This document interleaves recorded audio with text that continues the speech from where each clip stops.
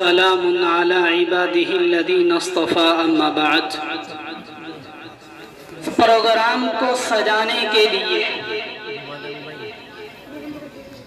اس سے پہلے کتنی قربانیاں اور کتنی جد و جہد پیش نظر رہی ہے، اس کی ایک لمبی تاریخ ہے، اور اس مختصر سے وقت میں اس تاریخ کو بیان کرنا، آپ حضرات کے سامنے پیش کرنا مجھ کم تر علم کے لیے بالکل بھی موضوع مناسب نہیں ہے، لیکن پھر بھی کسی حد تک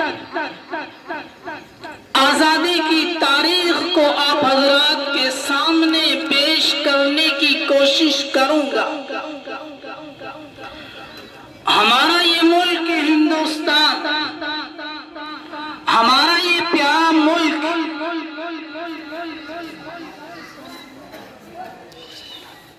بہت زیادہ سالوں تک انگریزوں کی غلامی میں رہا۔ ہمارے اس ملک پر انگریزوں کا غلبہ رہا، اور انگریز اقتدار پر قابض و فائز رہے۔ سب سے پہلے انگریز کی آمد کا سلسلہ جو ہمارے اس ملک ہندوستان میں شروع ہوتا ہے وہ 1498 سے شروع ہوتا ہے۔ انگریزوں کی آمد کا سلسلہ شروع ہوا، لیکن منظم اور منصوبہ بند طریقے سے 1601 میں ایسٹ انڈیا کمپنی کے بینر تلے تاجروں کے بھیس میں راہزنوں اور لٹورے کی شکل میں ہندوستان بنگال کی سرزمین پر قدم رکھتا ہے، اور اپنے آپ کو کاروباری ظاہر کرتا ہے، اپنے آپ کو یہ بتاتا ہے کہ ہم ہندوستان کے اندر تجارت کی غرض سے آئے ہیں، لیکن حقیقت میں ان کا ہندوستان میں آنا وہ تجارت کی غرض سے نہیں تھا، بلکہ یہاں کی حکومت کو ختم کر کے خود اس پر قابض و فائز ہونا ہے۔ بے شک 1707 عیسوی میں جب شاہ اورنگزیب عالمگیر رحمت اللہ علیہ اس دنیا سے جاتے ہیں اور آپ اس دنیا سے پردہ فرما جاتے ہیں، تو مغلیہ سلطنت کی جڑیں کمزور ہونی شروع ہوتی ہیں، اور پھر انگریزوں کو موقع مل جاتا ہے حکومتی کام کاج میں دخل اندازی کرنے کا۔ چنانچہ وہ اپنی دخل اندازی، اپنے ارادے، اپنے عزائم، اپنی نیتیں ظاہر کرنا شروع کر دیتے ہیں، مگر ہندوستان کے باشندے اب بھی یہ سمجھ رہے تھے کہ انگریز کی جو ایک ٹیم ہے، برطانیہ سے آئی ہوئی ایک ٹیم ہے، ان کا مقصد ہندوستان پر قبضہ جمانا نہیں ہے، بلکہ یہ تو ایک ٹیم ہے جو تجارت کی غرض سے آئی ہے۔ اور میں ہندوستان کے لوگ اس بات سے بالکل ناواقف تھے۔ آپ کو یہ معلوم ہونا چاہیے کہ سب سے پہلے ان کی نیتوں کو، ان کے ارادوں کو، ان کے عزائم کو جس شخصیت نے پرکھا، جس شخصیت نے جانا، جس شخصیت نے ان کو آزمایا اور ان کے ارادوں کو بھاپا، وہ شخصیت مجدد الب ثانی شیخ احمد سرہندی نور اللہ مرقدہ ہے۔ اور حضرت نے یہ بات لوگوں کو سمجھانے کی کوشش کی کہ انگریز کا ہندوستان میں آنے کا مقصد وہ کوئی اچھا نہیں ہے، وہ تمہاری ہمدردی کے غرض سے ہندوستان میں نہیں آئے ہیں، بلکہ ان کا مقصد ہندوستان والوں کی حکومت کو ختم کر کے خود اقتدار پر قابض ہونا ہے۔ لیکن باشندگان وطن کو یہ بات سمجھ میں نہیں آ رہی تھی، اور وہ اب بھی یہی کہتے رہے کہ ایک چھوٹی سی جوان بھلا اتنی بڑی سلطنت کو ختم کر کے کیسے اس پر قابض ہو سکتی ہے۔ چنانچہ حضرت شیخ مجدد الب ثانی رحمہ اللہ کے قلب میں جو قرآن، جو جذبہ اور جو فکر تھی، انہوں نے جاتے وقت اپنے شاگرد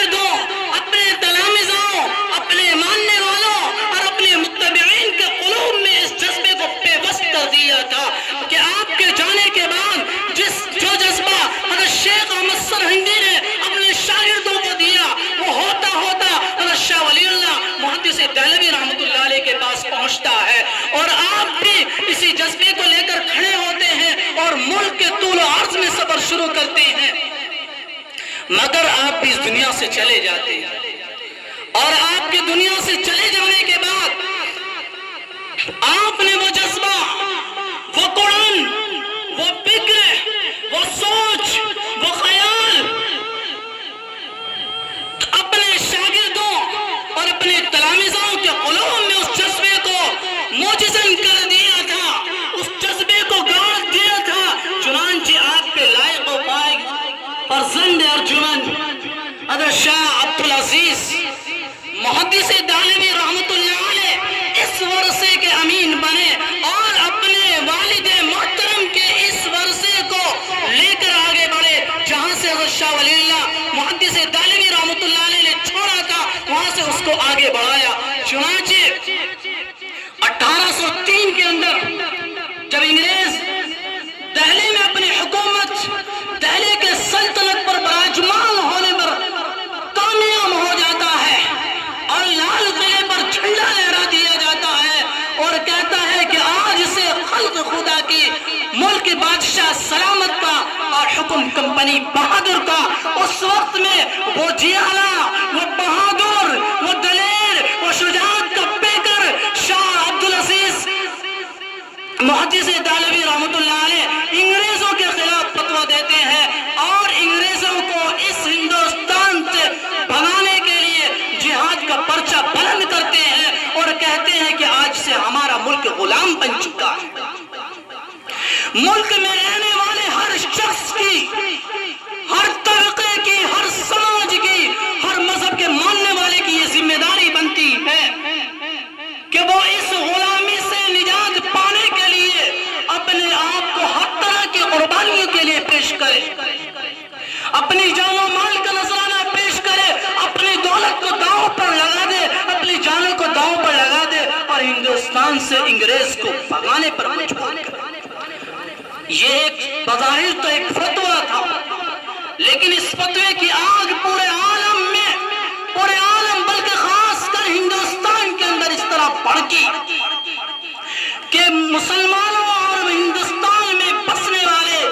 ہر شخص کے دلوں میں انگریزوں کے خلاف نفرت اور اشتعال کی ایسی آگ بھڑکی کہ وہ تب تک ٹھنڈی نہیں ہوئی جب تک ہندوستان سے انگریزوں کو بوریا بستر باندھ کر جانے پر مجبور نہیں کرتے۔ یہ فتویٰ 1803 میں آتا ہے اور اس سے قبل 1799 میں سرنگا پٹنم کا وہ شیر ہند ٹیپو سلطان شہید رحمت اللہ علیہ انگریزوں کے خلاف مختلف محاذ پر مقابلے میں ڈٹا ہوا ہے، لیکن اپنوں کی غداری اور میر ساجد کی غداری کی وجہ سے سرنگا پٹنم کے میدان میں انگریزوں سے مقابلہ کرتے ہوئے مارا جاتا ہے، شہید ہو جاتا ہے، لیکن اللہ نے اس عظیم فرزند، اس ہندوستان کے عظیم شیر کے چہرے پر اللہ نے وہ رعب اور دبدبہ طاری کیا تھا کہ آپ کی شہادت ہو جانے کے بعد مورخین نے لکھا ہے کہ انگریز افسران آپ کی لاش کے پاس جانے کو بھی ڈر رہے تھے۔ دور سے ڈھیلے پھینک کر پتہ چلایا کہ دیکھیں کچھ رمق باقی ہے یا نہیں۔ جب بالکل محسوس ہو گیا کہ اب کچھ رمق باقی نہیں ہے تو جب حضرت ٹیپو سلطان شہید رحمت اللہ علیہ کے بے جان جسم کے پاس گئے، اس سے پہلے وہ حضرت ٹیپو سلطان شہید رحمت اللہ علیہ کے پاس جانے کے لیے بھی ڈر رہے تھے، جبکہ آپ کی شہادت ہو چکی تھی، آپ کی روح آپ کے جسم اثر سے نکل چکی تھی۔ یہی وہ ٹیپو سلطان شیر ہند رحمت اللہ علیہ ہے جنہوں نے یہ کہا تھا کہ گیدڑ کی 100 سالہ زندگی سے شیر کی ایک دن کی زندگی بہتر ہے، اور انگریز یہ سمجھتا تھا کہ جب تک یہ ٹیپو سلطان ہندوستان کے اندر موجود ہے، جب تک یہ زندہ ہے، انگریزوں کا اس ملک پر اقتدار کبھی نہیں ہو سکتا ہے۔ چنانچہ انہوں نے حضرت ٹیپو سلطان شہید رحمت اللہ علیہ کو اپنے راستے سے ہٹانے کے لیے حضرت کے جو ساتھی تھے ان کو اپنا بنایا، مال و دولت کے لالچ دے کر، اور چنانچہ حضرت ٹیپو سلطان شہید رحمت اللہ علیہ کو شہید کر دیا گیا۔ اسی طرح 1756 میں اس سے پہلے نواز سراج الدولہ بنگال کی سرزمین پر انگریزوں کے خلاف مختلف محاذ کے لیے مقابلے کے لیے انگریزوں سے لڑتا رہا، چنانچہ اپنوں کی غداری کی وجہ سے نواز سراج الدولہ کو میر جعفر کی غداری کی وجہ سے جام شہادت نوش کرنا پڑا، اور اس کے بعد باشندگان ہند کو سمجھنے لگے کہ کامیابی ہمارے مقدر میں نہیں آ سکتی ہے، لیکن جو لوگ بچے تھے، جو لوگ اپنے اکابر اور بزرگان دین کے اس ورثے کے امین تھے، انہوں نے ہمت نہیں ہاری۔ چنانچہ پھر 1818 میں حضرت سید احمد شہید رائے بریلوی اور شاہ اسماعیل شہید رحمت اللہ علیہ کی قیادت میں اور دردمندان ملت کا ایک قافلہ پورے ملک کے طول و عرض میں سفر شروع کرتا ہے اور انگریزوں کے مقابلے کے لیے ٹیم تیار کرتا ہے، اور یہ سلسلہ چلتا چلا جاتا ہے۔ چنانچہ 1831 میں بالاکوٹ کا وہ میدان جہاں حضرت اسماعیل شہید اور حضرت سید احمد شہید رائے بریلوی رحمت اللہ علیہ اپنے جانثار ساتھیوں کے ساتھ جام شہادت نوش فرما جاتے ہیں، لیکن ابھی تک انگریزوں کے خلاف نفرت اور اشتعال کی جو آگ بڑھ رہی تھی، وہ اس واقعے بالاکوٹ کے بعد مدھم تو ضرور پڑ گئی، لیکن وہ چنگاری جس کو چھیڑ گیا تھا وہ چنگاری ابھی تک بجھی نہیں تھی۔ چنانچہ اس چنگاری کی آبیاری کی جاتی ہے، اس چنگاری کی حفاظت کی جاتی ہے، اور پھر 1857 آ جاتا ہے، اور پھر منصوب اور منصوبہ بند طریقے پر سارے سماج کو ملا کر، سارے طبقے والے کو لوگوں کو ملا کر، سارے مذہب کے لوگوں کو ملا کر پھر یک بارگی انگریزوں کے خلاف حلہ بولنے کی ایک سازش رچی جاتی ہے، ایک سازش کی جاتی ہے اور ایک تدبیر کی جاتی ہے، اور یہ وہ پہلا موقع ہے جس میں باشندگان ہند کے دیگر تمام طبقے کے لوگوں نے مل کر انگریزوں کے خلاف لڑائی لڑی، اور انگریز نے یہ سوچا کہ کیسے یہ لوگ ہمارے مقابلے کے لیے آ گئے۔ اس نے تو یہ سمجھا تھا جو ہمارے مخالف ہیں ہم نے ان کی زبانوں کو بند کر دیا ہے، ہم نے ان کے قلموں کو توڑ دیا ہے، ہم نے ان کی سوچ پر زنگ لگا دیا ہے، لیکن یہی پہلا موقع ہے کہ ہندوستان کے دیگر تمام طبقے کے لوگ مل کر علماء کے ساتھ آتے ہیں، اور 1857 میں خواہ وہ شمالی کا میدان ہو یا ملک کے طول و عرض میں دیگر میدان ہو، چنانچہ قیادت پھر بھی علماء ہی کے ہاتھ میں رہتی ہے۔ اس سے پہلے 1857 سے پہلے انگریز 1498 میں ہندوستان آتا ہے، اور اس کے بعد 1601 میں منظم طریقے پر اپنا کام شروع کرتا ہے، اور اس کے بعد سے لے کر 1857 سے پہلے یعنی کہ قریب 100 سال سے زیادہ یہ وہ زمانہ گزرا ہے جس میں مورخین نے لکھا ہے زیادہ تر قربانیاں مسلمانوں نے دی، غیروں کا اس سے پہلے قربانی دینے کا مورخین کا تذکرہ نہیں۔ ان کا تذکرہ ملتا ہے تو صرف 1857 کی جنگ آزادی میں ملتا ہے۔ یہی وجہ ہے کہ آج یہ لوگ یہ سمجھاتے ہیں کہ ہندوستان کے اندر سب سے پہلے آزادی کی جو جنگ لڑی گئی وہ 1857 کی جنگ آزادی۔ کیوں؟ اس لیے کہ تمام طبقے کے لوگ اسی جنگ میں شریک تھے، تمام طبقے کے لوگ، تمام سماج کے لوگ شانہ بشانہ صرف اسی جنگ میں شریک ہوئے تھے، اور 1857 کی اس جنگ آزادی میں 2 لاکھ کے قریب مسلمانوں کو جام شہادت نوش کرنا پڑتا ہے۔ ہندوستان کی پوری سرزمین کو خون سے لبت کر دیا جاتا ہے، اور ان 2 لاکھ میں بھی 51,000 علماء کرام ہیں۔ 51,000 علماء کرام صرف 1857 کی جنگ آزادی میں شریک، جنہوں نے جام شہادت نوش کیا ہے، مگر کامیابی اللہ کی طرف سے بھی مقدر میں نہیں تھی۔ اب بھی باشندگان ہند نے یہ سمجھا کہ کہ اب کامیابی ہاتھ آنے والی نہیں ہے، لیکن جو لوگ بچے تھے، جو لوگ اپنے بزرگوں کے اس ورثے کے امین تھے، انہوں نے اس جذبے کو ٹھنڈا نہیں ہونے دیا، انہوں نے اس بھڑکتی ہوئی چنگاری کی آبیاری کی اور حفاظت کی۔ چنانچہ 1857 کی جنگ آزادی کے کچھ سال کے بعد مئی 1866 میں دیوبند جیسی گمنام بستی میں ایک مکتب اور ایک مدرسے کا قیام عمل میں آتا ہے۔ بظاہر تو یہ مکتب اور مدرسے کا قیام درس و تعلم کا ایک سلسلہ تھا، لیکن حقیقت میں ایک ایسی فوج تیار کرنی تھی، ایسے مجاہدین آزادی تیار کرنے تھے جو انگریزوں کے خلاف لڑ سکیں، جو انگریزوں کے دانت کھٹے کرا سکیں۔ چنانچہ اسی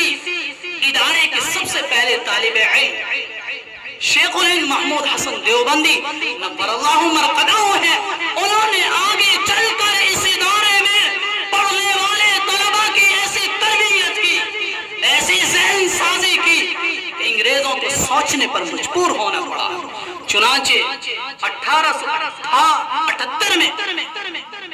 حضرت شیخ الہند رحمت اللہ علیہ نے ایک انجمن ثمرۃ التربیہ کے نام سے قائم، اور یہ انجمن اپنے مختلف ناموں سے کام کرتی رہی، اور اس کا مقصد بھی یہی تھا کہ ہندوستان کے اندر انگریزوں کے خلاف ایسی قوم تیار کی جائے، ایسے مجاہدین آزادی تیار کیے جائے جو ہندوستان سے انگریز کو بھاگنے پر مجبور کرے۔ چنانچہ انجمن ثمرۃ التربیہ کے تحت ہی آپ کی مارکۃ الآرا تحریک ریشمی رومال ہے، یہ تحریک اتنی کامیاب تھی، اگر یہ تحریک واقعی کامیاب ہو جاتی تو آج ہندوستان کی یہ شکل جو نظر آ رہی ہے، شکل نظر نہ باقاعدہ پوری پلاننگ تیار کر دی گئی تھی۔